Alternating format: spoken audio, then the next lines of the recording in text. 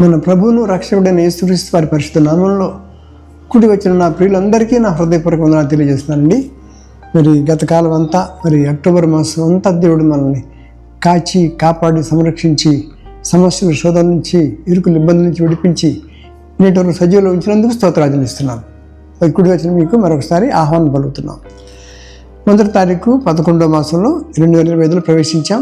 1/11/25. దీనికి నాకు ఇచ్చిన తలంపు ఏంటంటే, మరి యోహాను సువార్త 1:11 వచనంకి వెళ్దాం. దానికి ముందు కొన్ని మాటలు చూసుకుందాం. 80 పేజీలో ఉంది యోహాను సువార్త. 1 నుంచి 3 వరకు చదువుకుందామండి. అక్కడ ఏముందంటే, ఆది యందు వాక్యం ఉండెను, వాక్యము దేవుని యొద్ద ఉండెను, వాక్యము దేవుడై ఉండెను అని చెప్పి రాస్తూ, ఆయన ఆది యందు దేవుని యొద్ద ఉండెను, సమస్తమును ఆయన మూలముగా కలిగి ఉన్నది ఏది ఆయన లేకుండా కలుగలేదని గొప్ప వాక్యం చూసాం. 1 to 3 వర్సెస్ అండి. అయితే ఆ 1:11 మాట్లాడుతుంది, ఆయన తన స్వకీయుల యొద్దకు వచ్చాను, ఆయన స్వకీయులు ఆయనను అంగీకరింపలేదు.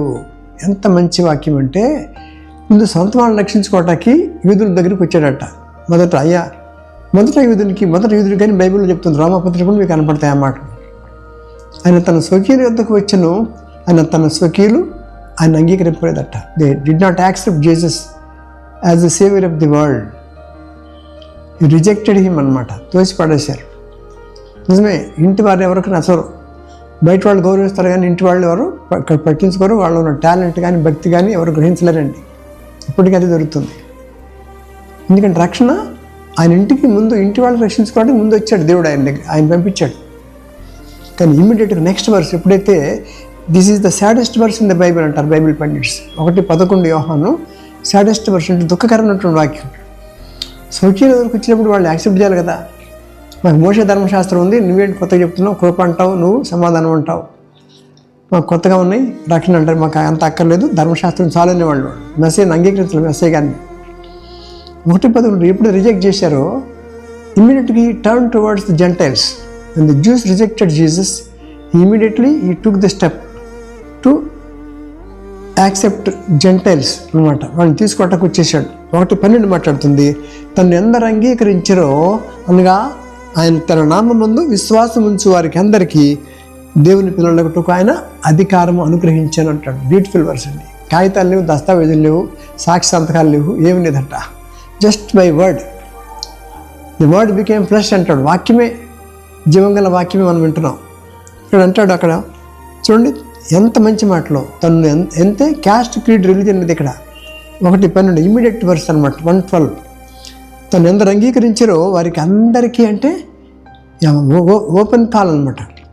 అనగా తన నామమందు విశ్వాసం ఉంచే వారికి దేవుని పిల్లలకు ఆయన అధికారం అనుగ్రహించాను. చక్కటి భాష, ఆయన అధికారము అనుగ్రహించాను. Beautiful language. కాబట్టి ఇదంతా చూస్తే this is the gladdest verse in the Bible అంట. ఏంటండి ఇది? Saddest verse in the Bible.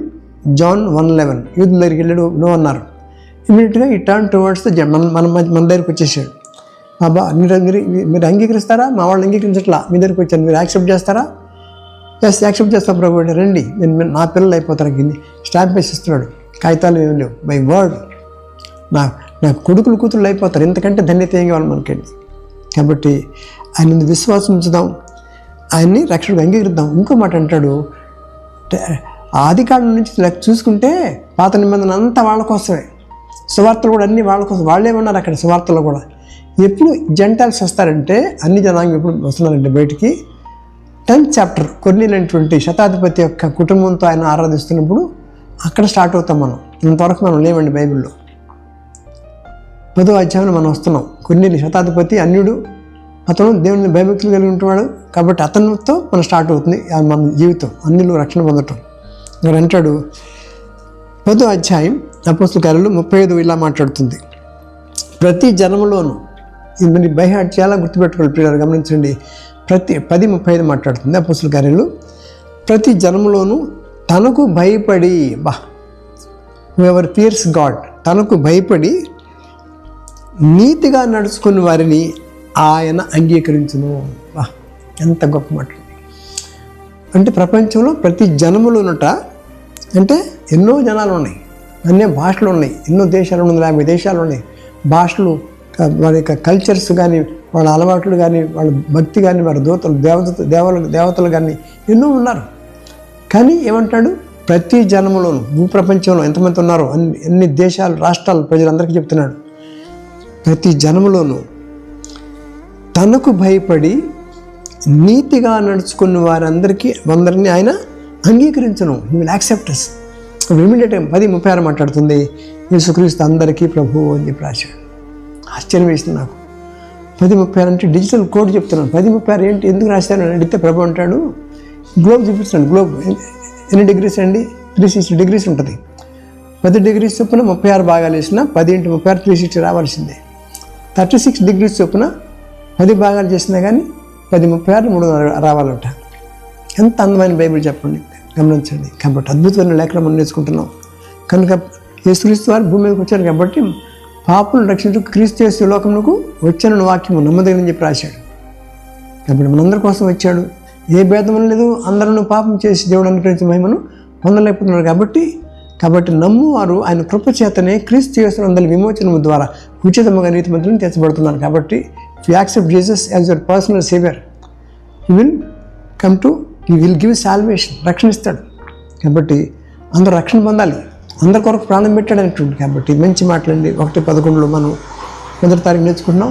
అది మనకు అందుకనే శతాధిపతి ఒక మాట అన్నాడు. అక్కడ జైలు అధికారి ఒక మాట అంటాడు. ఏమన్నాడంటే, ఆయనకు సువార్త చెప్పాడు పౌలు గారు, అయ్యా మేము రక్షణ ఎలాగ పొందగలం, మేము ఎలాగ రక్షించబడడం అని ప్రశ్నిస్తే అంటాడు, ప్రభు యేసునందు విశ్వాసం ఉంచు, నీవు నీ ఇంటి వారిని రక్షించబడుతున్న అన్న మాటతో మనం ఇంకా సంతోషంగా ఇంకా మనం ముందుకు రావాలి. ఆయన ఒక్క దెబ్బతో మారిపోయాడు. ఎక్కడ జైలు అధికారి. మనం ఇన్ని సువార్తలు వింటాం కానీ ఇంకా మార్పు రావటం లేదు. ప్రభు యేసునందు విశ్వాసం ఉంచు, నీవు నీ ఇంటి వారిని రక్షించబడుతున్న అన్నమాట 10:31 ఉంది, 16:31 ఉంది అపోస్తలుల కార్యాలు. ఈ మాటలు బట్టి మనం ధైర్యం తెచ్చుకుందాం. మనము మన ఇంటి వారును, మన బంధువులను, మన గ్రామస్తులు, మన జిల్లా, మన రాష్ట్రాలు, అందరు రక్షణ పొందాలి. కాబట్టి ఆ రీతిగా వారి కోసం మనం ప్రార్థిద్దాం. మన బిడ్డలు ముఖ్యంగా రక్షణ పొందాలి, మంచి దేవుడిని యాక్సెప్ట్ చేయాలి, పరలోక రాజ్యానికి వారసులు కావాలి. అటు కృప ప్రభు మన దయచేయను గాక. Thank you very much. చిన్న ప్రార్థన. ప్రేమగల తండ్రి, నవంబర్ 1వ తారీఖున 1:11:25 మీరు మాట్లాడుతున్న విధానం అద్భుతం, అమోఘం. యేసుక్రీస్తు అందరికీ ప్రభు అని చెప్పి రాశాడు 10:36 అద్భుతంగా. కానీ లేఖనాలన్నీ కూడా ప్రభు నువ్వు దిగొచ్చేసావు, పరలోకం విడిచిపెట్టి వచ్చావు, నీ తండ్రి సహవాసం విడిచిపెట్టి వచ్చారు, పాపల రక్షణకు భూమి మీదకి వచ్చావు, మా బతుకులు మార్చావు, మా జీవితాలు మార్చావు, మా కోసం ప్రాణం పెట్టావు, మా స్థానంలో నువ్వు నిలబడ్డావు, శిక్షణ అనుభవించావు, రక్తం చెందించావు, అనేక శ్రమలు అనుభవించావు, మా కొరకు మరణించి చనిపోయి పాతిపెట్టబడి 3 రోజులు తిరిగి లేచినటువంటి దేవుడు మళ్ళా వస్తానని చెప్పావు. కనుక మీరు విశ్వాసం ఇస్తే మేమందరూ రక్షణ పొందుతాం. కాబట్టి అనేకులు మీరు రక్షించుకోండి. నేను ప్రార్థన చేస్తున్నాం, ప్రతి ఒక్కరు రక్షణ పొందాలంటే. ఎందుకంటే అగ్ని ఆరదు, పురుగు చావదనంటే చోటుకి వెళ్ళకూడదు. పాతాళం పరలోకమా పాతాళం 2 ఉన్నాయి. కనుక మేము పరలోకంలో ప్రవేశించి నీతో సంతోషంగా సమాధానంగా నిత్యత్వంలో మీతో ఉండటానికి మా కృప అనిపించమని, మా కుటుంబాన్ని దీవించమని యేసుక్రీస్తు వారి పరిశుద్ధ నామంలో ఒక వినయంగా నిన్ను అడిగి పెడుకుంటున్నాం తండ్రి. Amen. Thank you very much. God bless you.